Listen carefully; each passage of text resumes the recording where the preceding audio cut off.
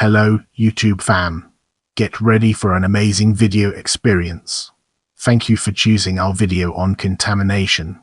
Sit back, relax, and enjoy the ride. Contamination is the presence of a constituent, impurity, or some other undesirable element that renders something unsuitable, unfit, or harmful for both physical body, natural environment, workplace, etc.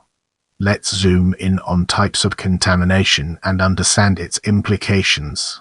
Within the sciences, the word contamination can take on a variety of subtle differences in meaning, whether the contaminant is a solid or a liquid, as well as the variance of environment the contaminant is found to be in. A contaminant may even be more abstract, as in the case of an unwanted energy source that may interfere with the process.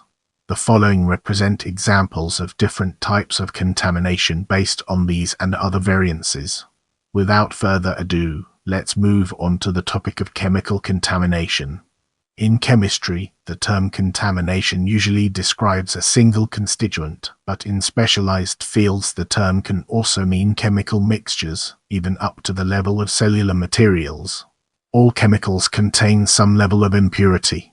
Contamination may be recognized or not and may become an issue if the impure chemical causes additional chemical reactions when mixed with other chemicals or mixtures.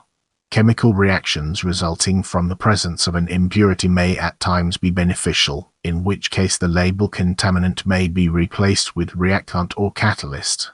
This may be true even in physical chemistry, where, for example, the introduction of an impurity in an intrinsic semiconductor positively increases conductivity. If the additional reactions are detrimental, other terms are often applied such as toxin, poison, or pollutant, depending on the type of molecule involved. Chemical decontamination of substance can be achieved through decomposition, neutralization, and physical processes, though a clear understanding of the underlying chemistry is required. Contamination of pharmaceutics and therapeutics is notoriously dangerous and creates both perceptual and technical challenges. In the next portion, we'll be immersing ourselves in the realm of environmental contamination and examining its broader implications. In environmental chemistry, the term contamination is in some cases virtually equivalent to pollution, where the main interest is the harm done on a large scale to humans, organisms, or environments. An environmental contaminant may be chemical in nature, though it may also be a biological pathogenic bacteria, virus, invasive species, or physical energy agent. Environmental monitoring is one mechanism available to scientists to detect contamination activities early before they become too detrimental. In this part of the video, we'll be delving deeper into agricultural contamination and analyzing its key components. Another type of environmental contaminant can be found in the form of genetically modified organisms (GMOs), specifically when they come in contact with organic agriculture. This sort of contamination can result in the desertification of a farm. This sort of contamination can at times be difficult to control, necessitating mechanisms for compensating farmers where there has been contamination by GMOs.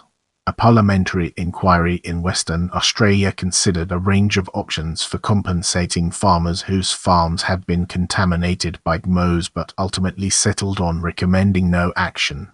Welcome to the next segment, where we explore food, beverage, and pharmaceutical contamination and its significance in our journey.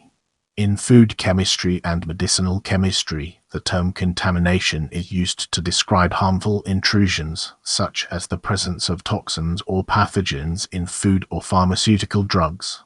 Get ready for an enlightening exploration as we dig into radioactive contamination and understand its role in the broader context.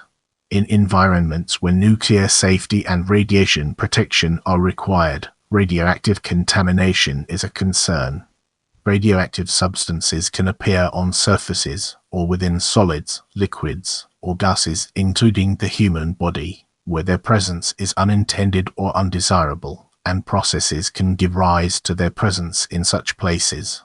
Several examples of radioactive contamination include a residual radioactive material remaining at a site after the completion of decommissioning of a site where there was a nuclear reactor, such as a power plant, experimental reactor, isotope reactor, or a nuclear power ship or submarine. Ingested or absorbed radioactive material that contaminates a biological entity, whether unintentionally or intentionally, such as with radiopharmaceuticals. Escape of elements after nuclear accident, such as the contamination of iodine-131 and caesium-137 after the nuclear disaster in Chernobyl, Ukraine.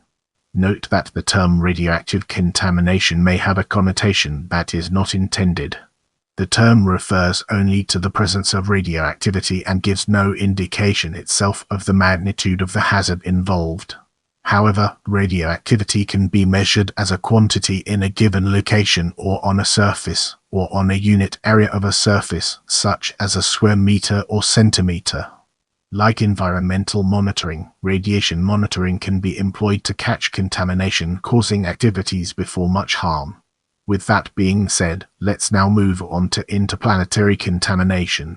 Interplanetary contamination occurs when a planetary body is biologically contaminated by a space probe or spacecraft, either deliberately or unintentionally.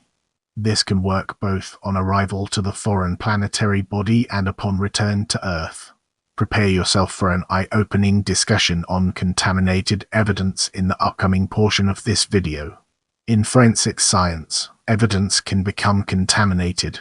Contamination of fingerprints, hair, skin, or now from first responders or from sources not related to the ongoing investigation, such as family members or friends of the victim who are not suspects, can lead to wrongful convictions, mistrials, or dismissal of evidence.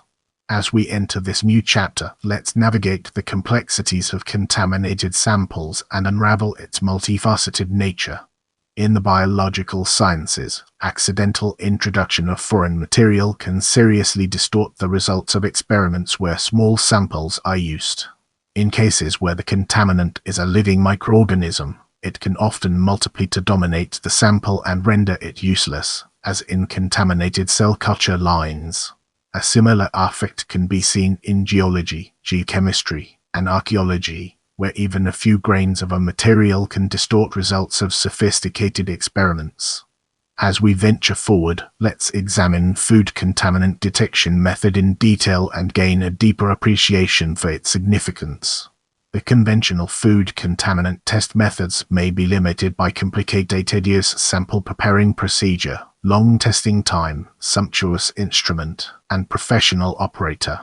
However, some rapid, novel, sensitive, and easy-to-use and affordable methods were developed, including cyanidin quantification by naphthalamide-based ozodichlorometric probe, lead quantification by modified immunoassay test strip based on a heterogeneously sized gold-amplified probe, microbial toxin by HPLC with UV-vis or fluorescence detection, and competitive immunoassays with ELISA configuration. Bacterial virulence genes detection, reverse transcription polymerase chain reaction RT-PCR, and DNA colony hybridization. Pesticide detection and quantification by strip-based immunoassay, a test strip based on functionalized AMPs, and test strip surface-enhanced Raman spectroscopy SERS. Enrofloxacin chickens antibiotic quantification by a roof-and-doped silica fluorescent nanoparticle NP-based immunochromatographic test strip and a portable fluorescent strip reader. Nitrite quantification by the PEP-based electrochemical sensors and ion-selective electrodes ICE. If you found this video helpful, give it a like and share it with someone who might benefit from it.